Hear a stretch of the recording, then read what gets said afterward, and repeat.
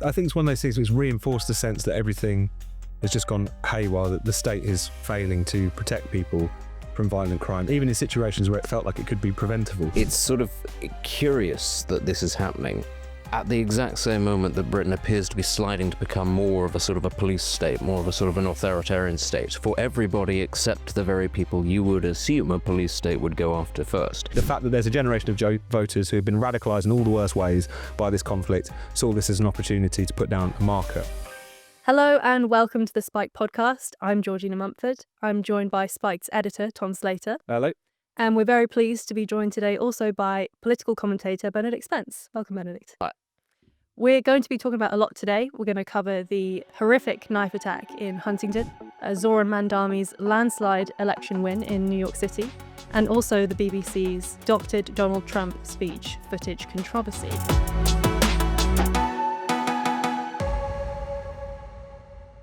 But before we do, Tom, you have something exciting to plug? Yes, and we've got a couple of exciting things to plug. First of all, a reminder that our internship program is still open for applications. So if you want to come and work with us in the office for 6 months, paid, learning the tricks and trade of journalism, working at Spiked, working with us on these podcasts, on writing the articles, on making the site, do go over to the website to find out to apply. The application is open until the end of November, so get those in.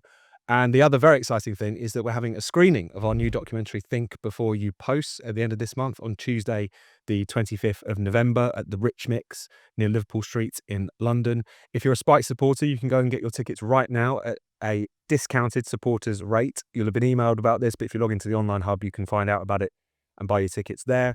We'll also be selling any that are remaining on general release at the end of the week. So look out for that as well at the end of this week when we announce it. And we should also mention that this is just the first half of a two-part conversation that we're having with Benedict. So if you are a Spiked supporter, do click the link below when you're done with this half and you can go and watch the Spiked podcast online where we'll be continuing the conversation. If you're not a Spiked supporter and you want to be, you can sign up for just £5 a month by going to spiked-online.com/support and you'll get access not only to the Spiked Unlocked podcast, but also to lots of other benefits as well. That's spiked-online.com/support. So we'll start off by talking about the awful Huntingdon attack. The suspect has now been arrested, a 34-year-old man, I think, called Anthony Williams. And this is following what was essentially a stabbing spree on a train bound for London. 11 people injured, some of them very seriously injured. A lot of people now are sort of scared to go about their daily business. I mean, this is coming after a string of random, unprovoked attacks. We've had a triple stabbing in Uxbridge, a man who was queuing for a bank in Leeds and just randomly lost his life. Tom, what do you make of this? I think it's one of those things which reinforced the sense that everything has just gone haywire, that the state is failing to protect people from violent crime, even in situations where it felt like it could be preventable. I mean, there's a lot about the Huntingdon attack that we don't know, and also a lot we can't say because of the suspect in question has just been charged, and there's obviously a lot of speculation going around. But at the same time, the fact that pretty soon after that horrific attack on that train, I mean, the eyewitness reports are absolutely hellish. People turning around to see seats covered in blood, seeing the knife man stalking up and down, looking almost possessed, saying the devil's not going to win. It's just something that was so incredibly hellish to experience. But almost immediately, the suspect in question has been charged in connection with another stabbing in London in the wee hours of the Saturday in which he did that attack on the train. There is also this footage which has emerged of him in a barbershop in Peterborough where he's from, waving around a knife and screaming incessantly beforehand. And we've just seen too many cases like this. We can argue about kind of violent crime statistics and knife crime statistics and whether it's slightly up or slightly down until the cows come home. But there is a pattern that is appearing, which is you have very dangerous, either deranged or sick or what have you individuals, where there was ample opportunities for the state or the authorities to have intervened, and they didn't. I mean, Axel Rudakabana is a very good example of this, the Southport murderer. If anyone's been paying attention to that inquiry, the details which have been tumbling out have been absolutely astounding. We knew he'd been referred to Prevent 3 times for his increasing obsession with violence and murder and so on. But the fact that his teacher, the head teacher at his school, claimed that she wanted to raise the alarm about it, but was kind of urged to temper her comments because she shouldn't be seen to be racially profiling a black boy with a knife. We saw with the Valdo Calacane situation a couple of years ago in Leeds, where you had, in Nottingham rather, where you had this obviously very disturbed individual, paranoid schizophrenic, who was known to the mental health authorities, who had been violent before, had a warrant out for his arrest when he went out and stabbed 3 people to death. Time after time, opportunity after opportunity was missed to stop him from ever being on the street that day. And it does feel like the state, for a combination, and it depends on the case, a kind of dysfunction, political correctness, plain old ineptitude, is meaning that very dangerous individuals are being allowed to walk our streets. So even though this might not be something that, of course, these events shock us so much because they are so unusual, but what's also unusual about them is that ample opportunities seem to have been missed to stop the suspects in question. Yeah, absolutely. It's just contributing to this ongoing erosion of trust in authorities in a way that these were such preventable instances, or should have been. Benedict, what are your feelings about the incident? I think I mean, everything that Tom's just said there is obviously very clear, but it's sort of curious that this is happening at the exact same moment that Britain appears to be sliding to become more of a sort of a police state, more of a sort of an authoritarian state, for everybody except the very people you would assume a police state would go after first. It seems to be that this sort of low-level criminality is completely tolerated, which obviously has a knock-on effect higher up the chain. Why is it that there is this obsession with knives amongst very mentally deranged people? Well, might it also have something to do with the fact that knife culture is very deeply ingrained in gang culture and actually just isn't really being profiled at all? It isn't really being addressed at all. We can't have conversations about things like stop and search in this country because that might infringe on people's human rights, or as you say, there might be a question of racism as part of it, and have to be very hands-off about that sort of thing. Any sort of suggestion that might play a part in any kind of policing tactic. But all the while, we sort of sit here, and one day it is your access to the internet is being limited for certain things. Maybe you go to a shop and everything's behind sort of glass barriers, or everything has a little tag on it. All these sort of messages that you see on trains about, oh, now, don't harass people, don't be mean, don't play music out loud, and it's all a bunch of middle class people in the posters, as if those are the sort of the people. It is those people that are feeling increasingly the sort of the demoralizing sort of stamping effect of these gradual encroaches onto their freedom. And all the while, even though, of course, there are some people that will sit here and tell you, oh, yes, crime is down. Crime is down. It's never been better to live here. But you can see with your lying eyes that crime is actually, this kind of particularly violent crime seems certainly to be on the up, because it's the sort of thing that 10, 20 years ago, this sort of crime, alleged crime, this kind of incident would have captured the imagination of the nation for months, not days, not hours, for months. But it is simply the latest in a series of these sorts of incidents that we've had. And I mean, who even remembers the incident a couple of days ago, rather, of the dog walker, the man who was out walking his dog, who was stabbed and sadly lost his life. That's been completely pushed off the front pages by this, and this will be pushed off the front pages by something else. It'll be, I don't know, another escaped convict who was accidentally let go, or there will be another knife incident, and the sooner that happens, the more this will be pushed off the front page. Now, fortunately, nobody has lost their lives as a result of this incident yet, as we currently sit here. Perhaps if more people had, it might have had a bigger impact. So perhaps the heroism of people involved in this incident and the good fortune that we had in there not being a loss of life up to now, maybe that is part of the reason why it will perhaps just fade into the background. But we all know it will fade into the background, and we'll hear a little bit more about this individual later on. And as you say, there will have been missed opportunities and lessons will be learned, and maybe there'll be an inquiry, and 3 years later nothing will change, and these sort of incidents will keep on happening. Mentally deranged people will not be sent back to the asylums. There will be no sort of mass-scale stop and search or, knife amnesties or anything like that. It will just be allowed to continue to slide, and the rest of us will have been told that maybe, I don't know, a compulsory digital ID will solve this sort of thing. But that's actually the government's stance. We're going to get really tough on your lives. And the sort of the underclass, the subcategories, the people who live slightly beyond the bounds, the mentally ill, the criminals, well, they're not really our priority. And it certainly feels like the one thing that might change is we'll get airport-style security at train stations or something. The fact that John Healey, the Defence Secretary, wouldn't be drawn on that particular question was telling. It's not to say I think they're on the verge of doing it, but the message that came down from government I thought was really interesting and not in a good way. First of all, there is this instant discussion of stop speculating, which on the one hand you understand, because if you speculate about an active case, you could collapse a trial. You could also do something potentially illegal. But the fact that that is the only response that they have, and then they say, well, maybe what we need to do is crack down on everyone's civil liberties. Maybe what we need to do is subject anyone who's trying to buy, knives on Amazon to a 6-month background check. Maybe what we need to do is take the tips off knives. I mean, it creates this kind of general impression, which is, first of all, trying to manage the public response to this. Well, we're resilient, we should be vigilant, as John Healey said, and also that we should stop talking about it. It's like after times like this, it's keep calm and shut up now. And I think that's something which people have clocked onto, and they're increasingly recognising how wanting that is as a government response in moments of national horror. And the thing is, it's getting a bit tiring comparing it to the last days of the Soviet Union. But it is kind of what happens, which is that the state just sits there, not from a sort of a sinister way of going, pay no attention, comrade, this isn't anything to do with you. It's a more of a, could you please stop asking the questions, because this is really bad, and actually we don't have any other solutions beyond practical solutions that have been done elsewhere, but might not be ideologically palatable, or might require a little bit of hard work and a little bit of money being spent. For instance, asking police officers to stop and search people. That's quite a hands-on task. And I don't think a lot of police officers particularly want to be doing that, especially if, as we are told, the streets are awash with knives. Actually, then why would you want to have to go around doing that job? But if you allow things to slide up to a certain point, you can let them keep on sliding, and then something awful will happen. Or at some point you have to say, well, we are ostensibly the government, we're supposed to be in charge, and we are taxing you through the nose for the privilege of this.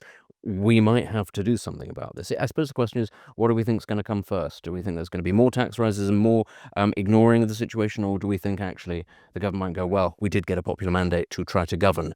I don't know what you think is likely to happen. Well, if they've had a fair amount of time to try and govern, and they've not made a terribly good fist of it. So I guess one stupid policy after another is probably what we're in for. Yeah, just demanding extraordinary things of ordinary people to punish them in a way. More and more online content is being blocked in the UK. Even Spike's new film about censorship has been censored, thanks to the Online Safety Act. But thankfully, there is a way to beat the censors. And that's with the help of our partners, Private Internet Access, PIA for short. PIA is the VPN I use and trust whenever I'm accessing the internet. A VPN, or virtual private network, is an app that hides your IP address and safeguards your internet connection through an encrypted tunnel. Instead of giving away your personal information and location to the world, PIA lets you change your IP address to one of 91 countries. This means you can gain access to websites and services that are only available in those locations. And it's not just that. Did you know that streaming services like Netflix and Prime Video have huge catalogues of content, but you can only access a fraction of it from your own country? Using PIA to change your location opens up a whole new world of streaming. Paying for Netflix without using PIA is a bit like paying for front row seats at the cinema, but being forced to sit in the hallway. PIA is also essential for keeping yourself safe online. It protects you from the prying eyes of hackers, internet service providers, and anyone else with an unhealthy interest in your personal information or online activity. Personally, I would never go online without it again. And because PIA is available for all platforms, I never need to worry about my safety or privacy. It works on Windows, Apple Macs, iPhones, Androids, and more. Even better, you only need one subscription to protect yourself across all of the devices that you own. So, sign up now to the world's most transparent VPN provider and take advantage of our special offer. Spiked viewers and listeners can get 86% off a subscription to Private Internet Access. That's just £1.67 a month. And you also get an extra 4 months thrown in completely for free. To take advantage of this incredible deal, just go to piavpn.com/spiked. That's piavpn.com/spiked. Signing up is totally risk-free. There's a 30-day money-back guarantee and 24/7 customer support. You really won't regret it. Sign up now at piavpn.com/spiked. We should move on and talk about Zohran Mamdani, who's just won a landslide mayoral election in NYC. I believe he won 50% of the vote to Andrew Cuomo's 42%, almost 42%. Zohran Mamdani's campaign was sort of on the back of this idea of fixing New York's astronomically high cost of living. But we also can't ignore the fact that he's someone very involved in the pro-Palestine, anti-Israel movement. I mean, he famously really struggled to condemn the phrase globalize the intifada. I think he said he would discourage it rather than condemn it. Tom, what do you make of the fact that a man like this is now the mayor or the mayor-elect of New York City. Well, of course, it's depressing that an individual who's a sort of combination of being incredibly unimpressive, but the things that he is really into are toxic and disgusting. But also at the same time of a great and very important city still, despite the fact that it has also been on the slide in recent years, as many democratic-led cities in the US have been. But it's also kind of telling as to what put him over the line. I mean, we'll get all of the analysis in the coming days as to where he was strongest, but it was very clear where the momentum behind that campaign was coming from. The cost of living crisis issue was certainly front and centre, but it was quite clear that if, in terms of polling, the people also just appreciated him as a kind of someone who's going to posture against Trump, which is seemingly one of the main qualifications for being a popular democratic politician these days, but also the idea of Gaza, even though the New York City mayoralty can do absolutely nothing about what is going on in the Middle East. The fact that there's a generation of voters who have been radicalised in all the worst ways by this conflict saw this as an opportunity to put down a marker, and they put down that marker very much against the Jewish state and very much on the side of the Israelophobes. So that's certainly nothing to welcome.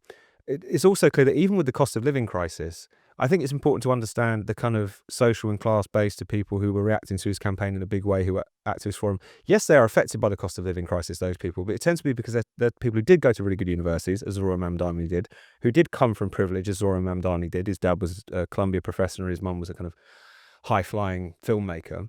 But at the same time, they've got this kind of sense of irritation that their privilege doesn't go as far as it used to, that they're still having to pay astronomical rents, that they're the sorts of people who are making a very good wage in life, but they're not quite living the exorbitantly expensive lives of some of the super rich that you do still get in Manhattan. So yes, it's a cost of living crisis, and yes, that is a huge problem across New York, but at the same time, I think it's not necessarily speaking to his campaign at least, is not necessarily speaking to the working class as it is the downwardly mobile upper middle class. It's not to say that they haven't got some legitimate grievances, shall we say, but most people would probably reach for their tiny violin if you started to list them. So it's just telling that I think kind of woke millennial quote-unquote socialism, of which he is obviously a leading exponent, has not gone away. It's certainly entrenched itself. The kind of identitarian thing has now seamlessly morphed its way into a kind of third worldist anti-Israel thing as well. I think that's the kind of next stage that it's taking on. And it's going to continue to be a feature of Western politics. But it's pretty obvious to me that the constituency that it claims to speak on behalf on aren't the ones who are primarily activated by this rhetoric in this campaign. And Benedict, what's your prognosis on Mamdani?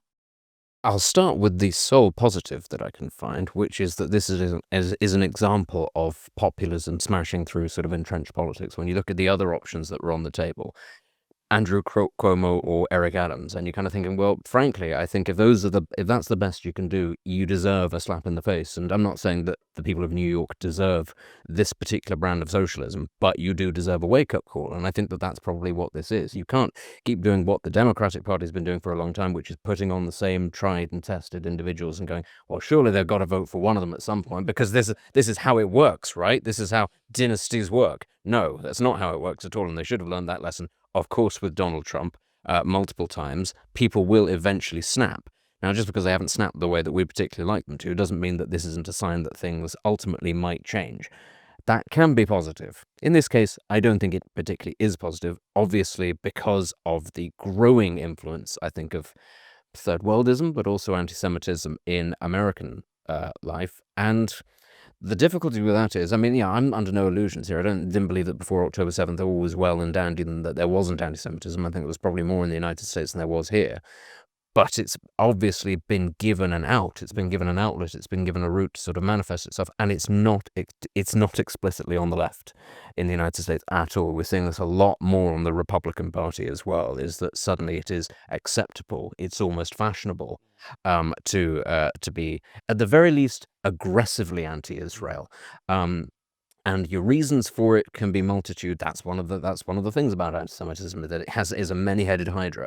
But that is obviously coming to the fore. And of course, we can go back actually to the last presidential election when Kamala Harris had two options for vice president, and she chose the one who was less impressive but wasn't Jewish. And why didn't they pick the Jewish one? Well, very obviously, because they thought it would cause issues around anti-Semitism in the party.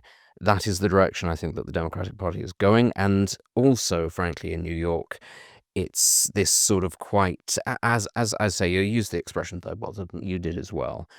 if you look at the shifting demographics in New York right now, it's not inconceivable that actually Hispanics will outnumber white people at some point in the next, possibly even this year, actually, given the rate at which that demographic is changing. Now, that's slightly unbelievable, given that if you're thinking about the United States, which, let's be clear, is a very racialized society, you can't get away from that. When you think of New York, who do you think of? Predominantly, you think of Jews, you think of Italians, you think of maybe then Irish. To think that basically those three will be overtaken by Hispanics, which is not necessarily, the demographic that carries lots of anti-Semitism, but it shows you how much these major cities are changing. And it shows you also, frankly, why you are beginning to get this real sort of insurgency within certain cities across the United States. I think everybody knows about places like Portland and California, obviously, but you're seeing now a far greater division, which is becoming a lot more entrenched. Trump's victory did not usher in a new era of sort of Republican resurgence. They've been a lot more hands-on than they were first time around under Trump, but I think actually a lot of the resistance to them has become a lot more fierce. And the thing that obviously worries us all about the United States is politically a lot more polarized, racially a lot more polarized, and they've all got guns. And this is the thing, when we talk about, the prospect of civil war in the United Kingdom, I always do sort of slightly throw up my hands and go, well, I just don't see where that starts. I mean, hypothetically, there's a scenario, but we're a long way off here. But the one thing that kind of really cuts us off there is actually you're not able to just go out and buy weapons en masse. Whereas in the United States, that is a fundamental part of their culture. And so I do think, generally, we see these trends, and on the one hand, we have to go, it's good that establishment politics is being given a real bloody nose. But at the same time, the direction that it's going in, certainly in the Democrat side, is not particularly optimistic. Mm-hmm. And I know we've got to move on, George, a bit. Just quickly, it's interesting as well that this kind of signals the last gasp of a kind of populist left in the US that was at least critical of the kind of more identitarian or ugly anti-Israel sort of sentiments, that kind of particular strain which has cropped up on university campuses and whatnot, particularly over the course of the past couple of years. Because people are kind of presenting this as the kind of continuation of the Bernie Sanders revolt or what have you. I think in many respects it's quite different to that. It's one that is very in with identity politics in a way that the Sanders campaign was actually quite critical of it. It used to get criticised by the kind of Black Lives Matter lot for insisting on speaking in broad class-based terms and not wanting to kind of divide up the electorate. There's also, I think, a kind of recognition that whether or not they want to admit it or not, certainly at any kind of national poll, they're not going to win over the working class. So you just double down on the constituencies, the kind of combination of sort of people who are sort of upper middle class, people with cultural clout, the hipsters plus the people at the very bottom who are still going to be voting for the Democrats for quite obvious reasons. And that is a shift which I think is only for the worse. I think the kind of millennial socialist left, whether it was embodied by Mamdani or the kind of Corbynista momentum movement, are a group of people who are both malign and irritating, and the fact that they're going to continue to be hanging around as a permanent feature, it seems like, of Western politics in this country as well as in the US, is depressing. But it's telling that I think that that constituency was always there for it. So obviously they were just looking for an outlet. Absolutely. We have to talk about the BBC because our national broadcaster is in a bit of hot water at the moment. An internal report has essentially exposed a Panorama documentary for having spliced up a Donald Trump speech on January 6th, essentially making it look like he very clearly incited violence when actually the two comments that he made were almost an hour apart in length. So this is really quite serious for our bastion of truth and impartiality. Benedict, do you think that this is the most outrageous example of Trump deranged media that we've seen? Probably not the most outrageous, but they've sort of all disappeared into the background noise when you think about the sort of the sheer number and the number of people who've had to leave the BBC and then suddenly started their own podcast and have sort of daily meltdowns. And I think you have to sort of factor that into all of this. They may have left the BBC, but it's a bit like the Catholic Church, just leave. It's still part of the furniture up to a point. But it is a particularly egregious example. And I do sort of, if not just anything else, I'm sort of sat here wondering, where was BBC verifying all of this? They literally have a sort of a truth department, which is supposed to at least be on top of this kind of propaganda. And they didn't have a line that would sort of come out and go, actually, this wasn't Panorama at all. It was the anonymous right-wing trolls. That's usually, of course, who they blame whenever they're asked to investigate anything. I tell you what, it's incredibly demoralizing. It's incredibly depressing because it doesn't have to be this way with the BBC. I don't think, there are lots of people who want the BBC to be sort of defunded, disbanded, they want to get rid of it. I'm not one of those people, though I do think the rot goes very deep. I think the brand recognition of the BBC and what it used to be once upon a time and what it still could offer in terms of unbiased news gathering, but also things like documentaries, as a sort of if you like, a sort of a leader of not the discussion, but simply of information in this country, and as a provider of information internationally as well. I think we really do lose sight of that sitting in the UK. How respected the BBC once upon a time was, and still is up to a point internationally, because in many parts of the world where they never had any pretense about having unbiased media, where it was the state broadcaster was the party broadcaster, and it was the big man in the big house telling you what was going on, and that was it. The BBC, with its multiple services in multiple different languages and its multiple correspondents around the world, was able to provide information to people that they could trust was relatively unbiased as you could hope to get, whilst recognizing that actually completely unbiased media is very difficult to achieve.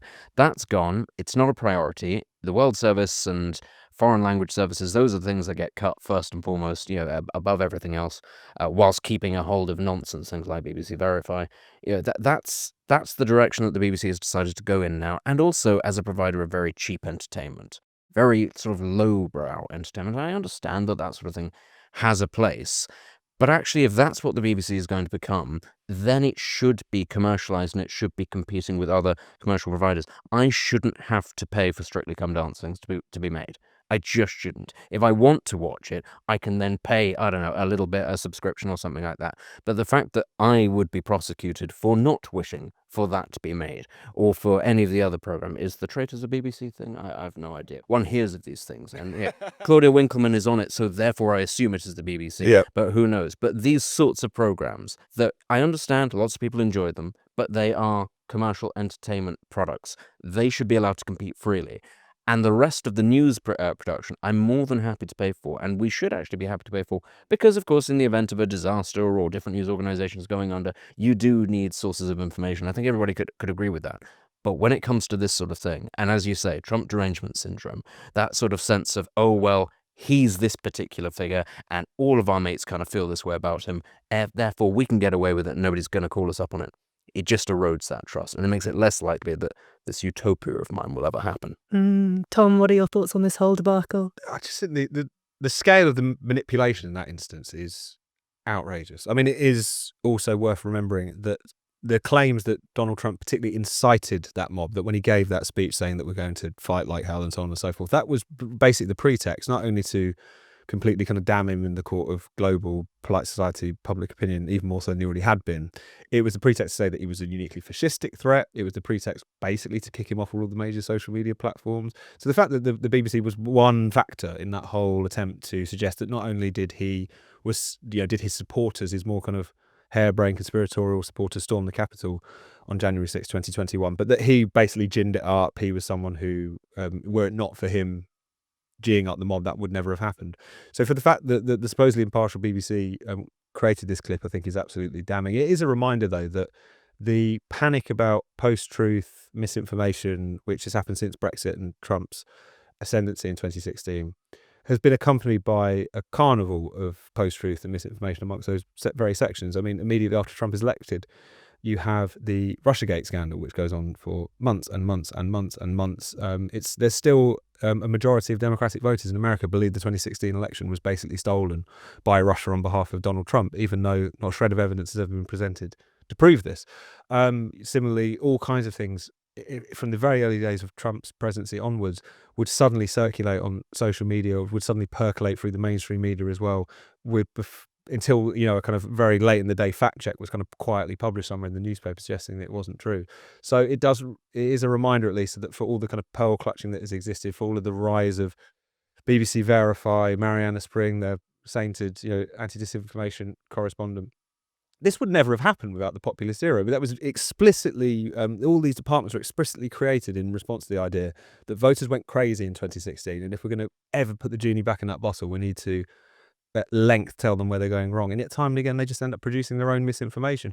These things do happen. There are bad journalistic calls that are made. There are just malign journalistic calls that are made. People aren't perfect. People are subject to their own biases. But the sustained way in which that's taken place over the past few years, it's the BBC has gone beyond just having a kind of general liberal metropolitan bias tempered by, you would hope, some higher appeal to hearing the other side and being objective and being impartial and whatever. The fact that it's become quite propagandistic, certainly on populism, certainly on climate, certainly on other factors as well. And yet it hasn't realised that it's done that. I mean, this is one thing whenever BBC types have a go at GB News, I'm like, whatever else you think about GB News, it knows that it's GB News. The BBC has no idea that it is the left-wing GB News. And that, until it gets over that problem, it's not going to be able to rebuild any sense of trust or principle in the way that you're talking about, Benedict, I dare say. Absolutely. Now, this is not the end of the conversation. If you do want to watch the rest, go to the Spiked Unlocked podcast, where we will be talking to Benedict about Prince Andrew, the phenomenon of London councillors running for office in Bangladesh, and also Mehdi Hassan's Twitter spat with Mike Tapp over illegal immigrants and deportation. We'll see you there. Thank you so much for watching the Spiked podcast. We'll be back at the same time next week. In the meantime, why not subscribe to Spike's YouTube channel and then click the bell so you're always alerted whenever there's some new content. Spiked is producing more videos than ever, from podcasts like this one to interviews to our series of polemics. You really, really don't want to miss out on it. Plus, to get your daily dose of Spiked, just go to spiked-online.com. That's our website at spiked-online.com.